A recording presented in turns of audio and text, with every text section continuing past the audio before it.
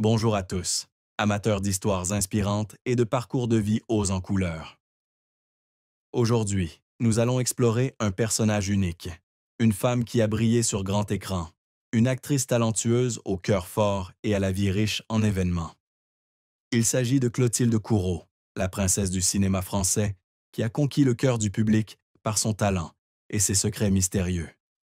Si vous aimez cette histoire, n'oubliez pas de vous abonner à notre chaîne pour ne rien manquer des autres merveilleux voyages que nous vous proposons. Imaginez une femme au sommet de la gloire, sous les projecteurs. Clotilde Courreau, au sommet de sa carrière, était non seulement une actrice, mais aussi un symbole de sophistication et de passion pour le cinéma français. Avec son sourire envoûtant et son regard profond, elle a captivé le public du monde entier grâce à ses rôles touchants, de la jeune fille dans Le Petit Criminel à l'image d'une mère au cœur brisé dans La Môme. Son succès est tel un feu ardent, se propageant dans les festivals de cinéma, de Cannes à Berlin, où elle est honorée comme une étoile brillante du cinéma européen. Mais comme cette flamme, ce halo est souvent accompagné de vents froids, soufflant et laissant des traces incandescentes. Derrière le sourire sur grand écran se cachent des secrets, des souffrances et des questions sans réponse. Qu'est-il vraiment arrivé à Clotilde Courreau? Sa lumière s'est-elle vraiment éteinte? Ou s'agit-il simplement d'un glissement silencieux dans l'obscurité? L'histoire de Clotilde n'est pas seulement le parcours d'une actrice, mais aussi une histoire de résilience, de choix audacieux et du prix à payer lorsqu'on se trouve à la frontière entre la célébrité et la réalité. Venez avec moi dans son univers, où les rêves se construisent sur des épreuves et où les sommets sont toujours suivis de vallées. Que s'est-il réellement passé? Découvrons-le. Clotilde Courreau est née le 3 avril 1969 à Levallois-Perret, une petite ville de la banlieue parisienne où le rythme de vie semble plus lent que celui des lumières scintillantes de la ville lumière. Mais la vie de Clotilde n'était pas aussi paisible que le paysage paisible de cette ville. Sa famille, pourtant issue de la classe moyenne, était confrontée à des difficultés financières constantes. Son père, Jean-Claude Courreau, était ingénieur, un homme dévoué qui s'absentait souvent de la maison pour son travail. Sa mère, Catherine-Marie-Antoinette Dupont-Avis des Renardières, enseignante, maintenait la cohésion familiale, mais elle peinait également à élever ses 4 filles, Clotilde, Christine, Camille et Capucine. Aînée, Clotilde a appris très tôt à assumer ses responsabilités. Les premières années de Clotilde ont été marquées non seulement par des difficultés matérielles, mais aussi par des traumatismes émotionnels. À 7 ans, la famille a sombré dans la crise lorsque ses parents ont commencé à se disloquer. Les disputes continuèrent dans la petite maison de Levallois-Perret, où les murs fins ne pouvaient dissimuler les propos acerbes. Bien que ses parents ne divorcent pas immédiatement, les tensions familiales laissèrent une profonde empreinte dans l'âme de Clotilde. Elle s'évadait souvent dans son propre monde imaginaire, où les histoires des livres et des pièces qu'elle écrivait et jouait devenaient un refuge. Les vieux livres de la bibliothèque de l'école devinrent ses compagnons, et elle commença à rêver d'un monde où elle pourrait raconter ses propres histoires.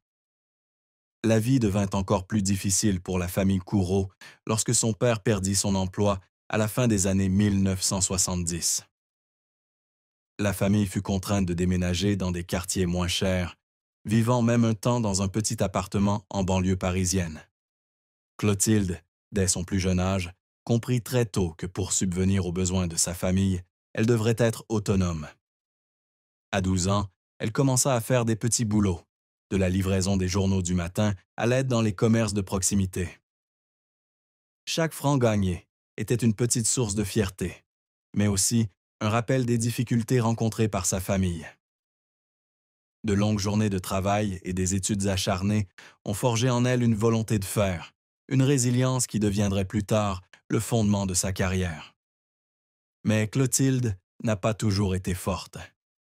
Il y avait des nuits où elle restait assise seule dans un coin de sa chambre, les genoux serrés contre elle, se demandant pourquoi la vie était si cruelle. Sa mère, bien qu'aimante pour ses enfants, était souvent épuisée par le travail et les pressions familiales. Clotilde, l'aînée, se faisait l'écoute et le réconfort de ses cadets, mais elle-même n'avait personne avec qui partager ses chagrins. Les blessures psychologiques de son enfance ne se sont jamais vraiment cicatrisées, mais sont restées cachées, attendant d'éclater face aux plus grands défis de la vie. Pourtant, ce sont ces épreuves qui ont façonné Clotilde. Elle a appris à voir le monde avec un regard à la fois réaliste et optimiste. Ces années de pauvreté lui ont appris que, pour s'élever, elle devait trouver la lumière dans ses propres ténèbres. Et cette lumière, elle l'a vite compris, résidait dans l'art, où elle pouvait transformer sa souffrance en histoire, en rôle et en rêve.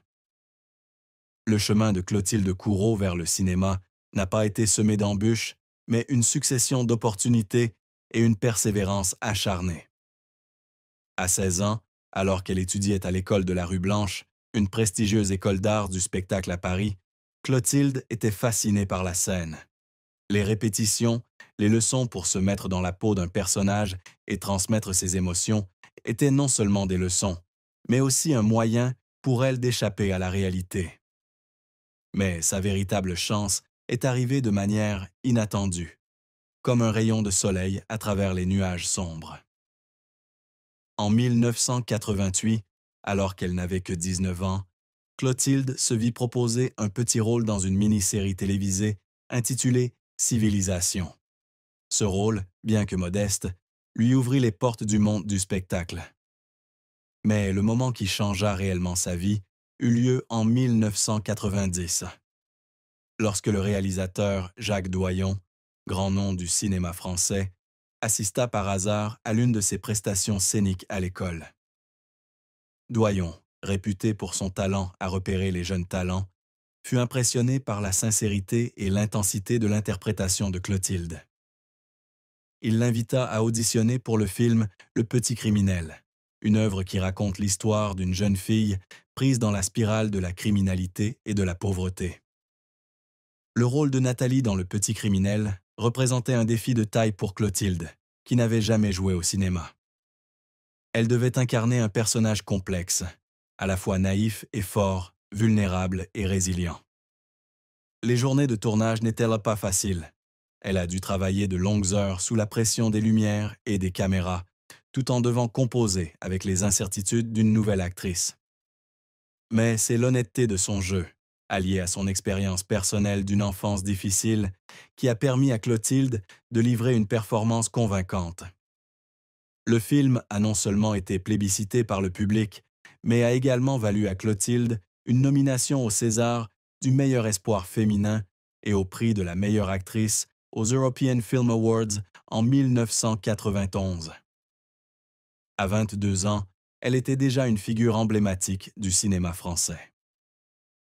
Le mentor de Clotilde, Jacques Doyon, a non seulement été celui qui lui a donné sa première chance, mais aussi celui qui l'a guidée dans la recherche de la vérité dans chaque rôle.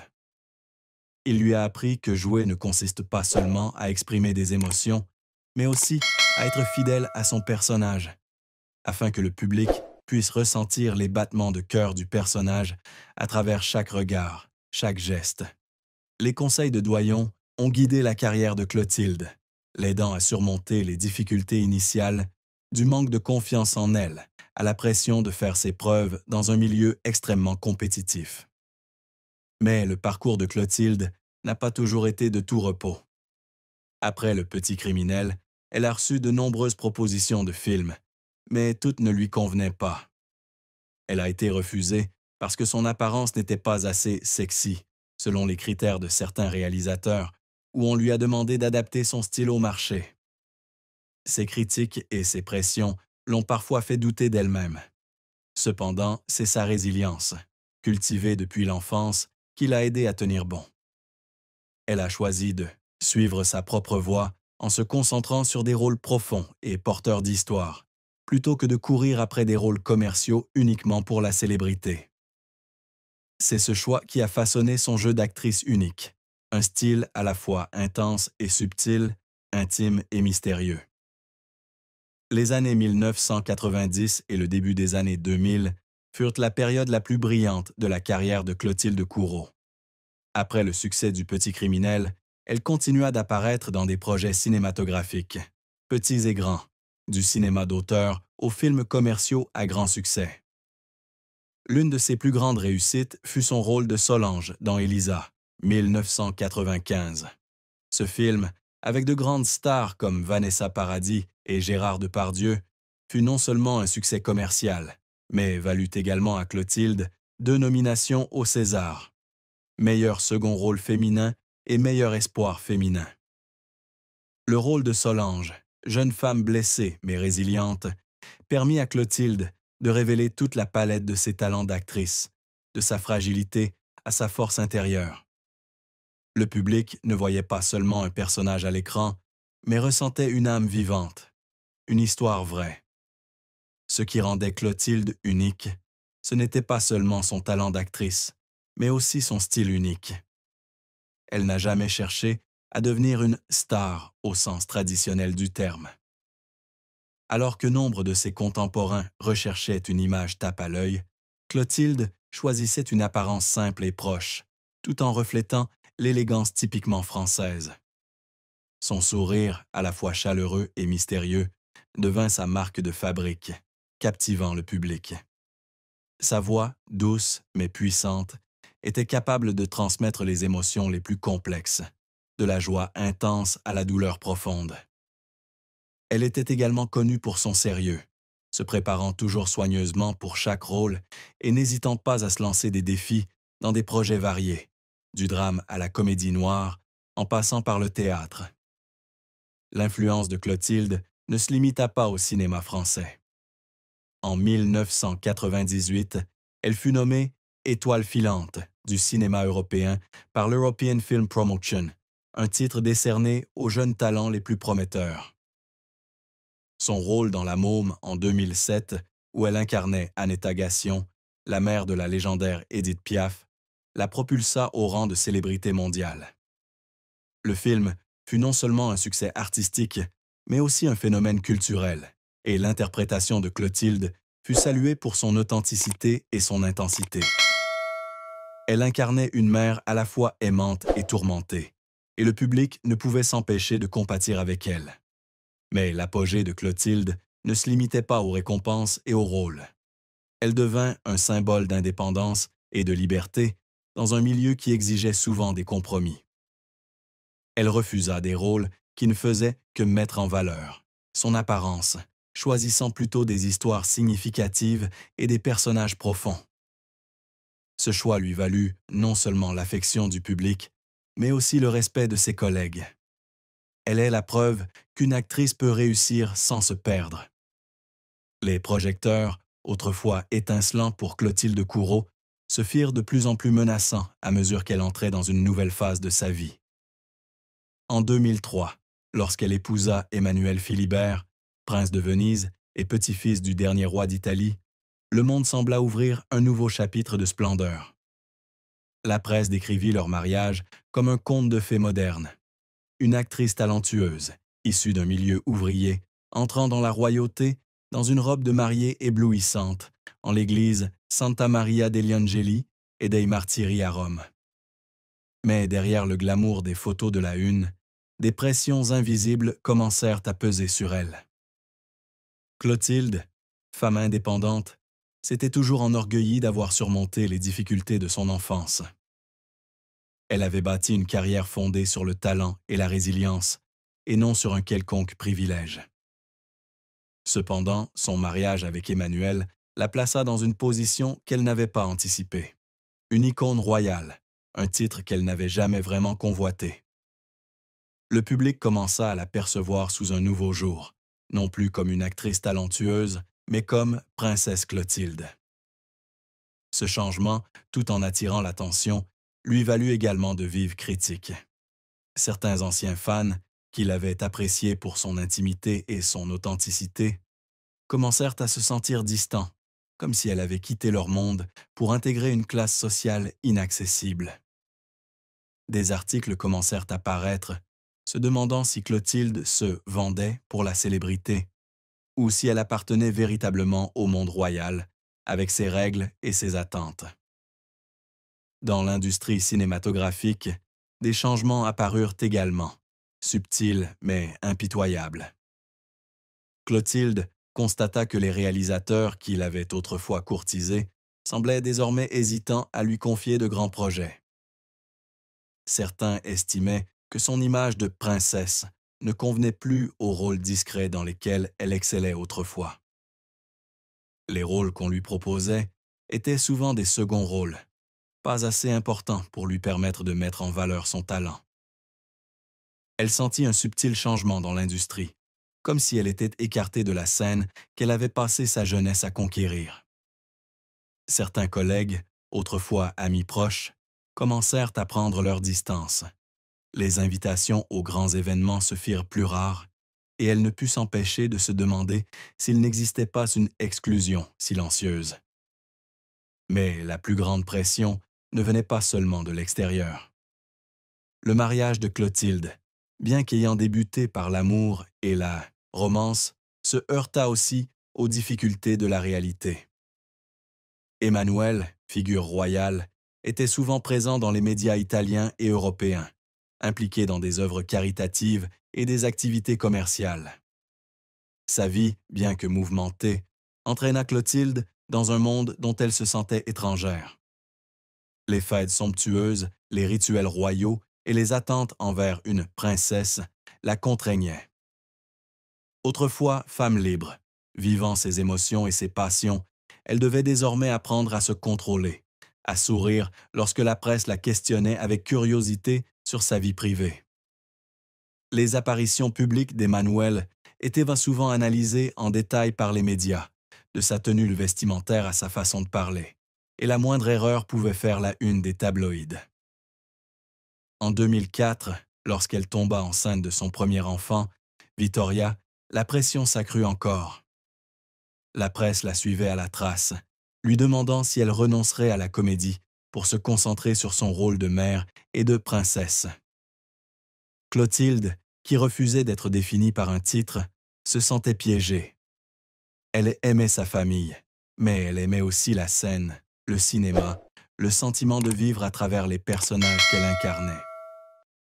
Devoir jongler entre deux mondes, l'un des responsabilités familiales et du titre royal, l'autre de la passion artistique, la laissait dans un état de stress constant. Il y avait des nuits où elle était assise seule dans son appartement parisien, regardant par la fenêtre, se demandant si elle était en train de se perdre. L'injustice ressentie par Clotilde ne venait pas seulement de l'industrie ou du public, mais aussi de ses proches. Certains de ses amis du cinéma, qui l'admiraient autrefois, semblaient désormais la regarder avec suspicion, comme si elle avait changé, était devenue une autre personne. Les murmures dans son dos, les insinuations selon lesquelles elle n'était plus faite pour les grands rôles, lui donnaient le sentiment d'être trahie. Elle avait cru que son talent suffirait à surmonter tous les obstacles, mais la réalité était plus cruelle qu'elle ne l'avait imaginé. Elle commença à se questionner. Avait-elle encore vraiment sa place dans ce monde? L'aura qu'elle détenait autrefois lui échappait-elle peu à peu? Le sentiment d'isolement s'accentua encore lorsqu'elle réalisa que le silence de l'industrie cinématographique n'était pas seulement de l'indifférence, mais une forme d'exclusion délibérée. Les projets qu'elle avait envisagés étaient désormais confiés à de jeunes acteurs qui ne portèrent pas le fardeau du statut royal. Elle avait l'impression d'être reléguée dans un coin de l'industrie où son talent n'était plus reconnu comme avant. Pourtant, Clotilde n'était pas du genre à abandonner facilement. Elle continua d'accepter de petits rôles, de participer à des projets théâtraux et d'entretenir la flamme de sa passion. Mais au fond d'elle-même, elle savait qu'un nouveau chapitre de sa vie s'ouvrait, un chapitre moins sous les projecteurs. Alors que l'aura du grand écran s'estompait peu à peu, Clotilde Courreau choisit de ne pas courir après la célébrité ni de tenter de conserver sa place dans l'industrie cinématographique. Au lieu de cela, elle tourna discrètement le dos, trouvant du sens dans les choses simples, les valeurs qui lui semblaient vraiment importantes. Elle s'installe à Genève, en Suisse, avec ses deux filles, Vittoria et Louisa, où elle trouve un rythme de vie plus calme, loin de l'agitation de Paris ou de Rome. Genève, avec ses rues tranquilles et ses vues pittoresques sur le lac, devient le lieu où elle se construit un nouveau foyer, un lieu où elle peut être mère, épouse et surtout elle-même. La maternité devient le centre de la vie de Clotilde durant ces années. Vittoria, née en 2003, et Louisa, née en 2006, sont ses plus grandes joies. Elle passe des heures à les emmener à l'école, à leur lire des histoires et à écouter leurs petites histoires. Elle souhaite qu'elles grandissent dans un environnement normal, sans la pression de leur titre royal ni la présence de leur mère. Elle emmène régulièrement ses enfants se promener au parc, participe à des activités communautaires et leur inculque la valeur de la gentillesse et de la résilience. Ces moments, bien que simples, apportent à Clotilde un sentiment de paix qu'elle n'avait jamais trouvé pendant ses années sous les projecteurs. Mais Clotilde n'abandonne pas complètement son art. Elle a trouvé la joie de remonter sur scène où elle ressentait un lien direct avec le public, sans le filtre des caméras ou des médias. Elle a joué dans de petites pièces dans des théâtres locaux à Genève et à Paris, où elle a pu expérimenter de nouveaux rôles, des histoires qu'elle n'avait jamais eu l'occasion d'explorer à son apogée. L'un de ses projets les plus mémorables de cette période a été la comédie musicale Irma la Douce, où elle a non seulement joué, mais aussi chanté.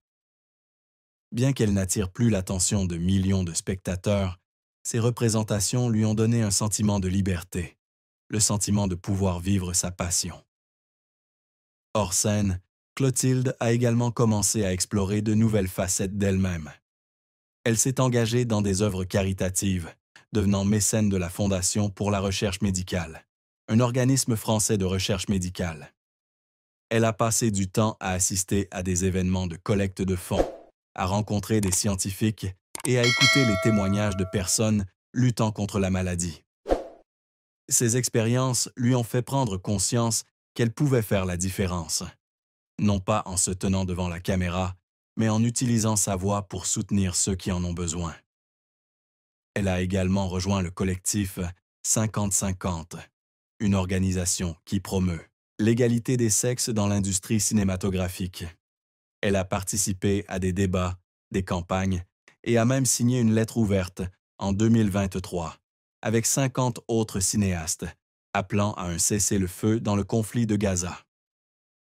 Ces actions, bien que peu médiatisées, témoignent de son engagement envers les valeurs auxquelles elle croit: la justice, la compassion et la responsabilité sociale. Responsabilité sociale. Responsabilité sociale.